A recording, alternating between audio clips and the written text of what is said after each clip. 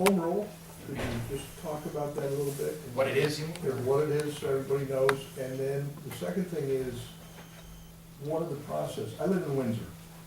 What are the processes, that need to take place, like you're doing in Vestal, in order to,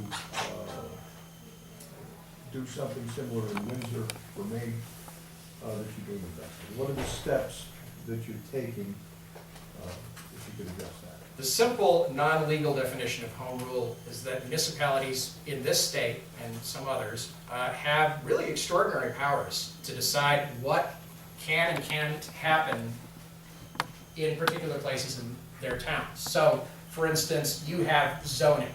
You have rural residential where you don't have sewer water lines. You have residential. You have commercial. You have industrial. You have mixed use. And if I wanted to throw up a farm stand, you'd have more regulatory say over me than you would over the gas industry, because you're not allowed to regulate. There's an agreement there. What it's being contended home rule does say is that you can say no. This industry is not in keeping with the character of the town. It's too dangerous. We don't want to do it.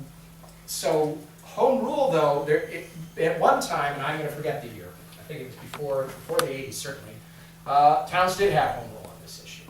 That was changed through Environmental Conservation Law 23, which said can't regulate. So the bone of contention here is, does regulate mean the operations of the industry day to day? Or does it mean you can't ban either? So that's sort of a very simplistic definition. The second thing I'll say is, if you're interested in doing something like this in Windsor, in addition to having a group of people willing to pursue it, there's already free legal advice from, what is the formal name of their organization? Somebody remember better than I? Anyway. CELD. Yeah. The what?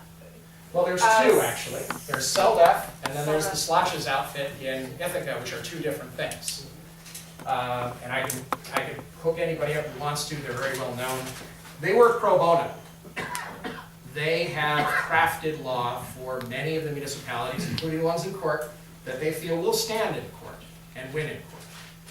The CELDF, Center for Legal Defense, I'm forgetting what it stands for. Environmental legal. Environmental, yeah. They're responsible for many other bans, among the most notable Buffalo and Pittsburgh. Their approach is quite different. Their basic premise is corporations have taken on an extraordinarily destructive role in our society, and we need to take our democracy back from them. And so what you ought to do is simply pass the damn ban, and to hell with consequences legally to a point. I mean, they try to make it as good as they can. That's not really the point. The point is to get that conversation in the face. And then, all right, so you're a citizen of Pittsburgh. You just made a decision in a democracy. And so then the next step in the strategy is it gets challenged in court. And so you're basically confronted with the wealth and power of this corporation that's decided it knows better about what goes on in Pittsburgh than the people of Pittsburgh do. Now, not everybody's in the position of Pittsburgh. I don't think Windsor is, and I don't think Vestal is. Although there's some smaller towns in Pennsylvania that have gone that way also. Yeah, this is the case in Dryden. This is what's happening in Dryden, right? I don't believe so. I think the Dryden one was one of the slashes. Home rule? Yeah.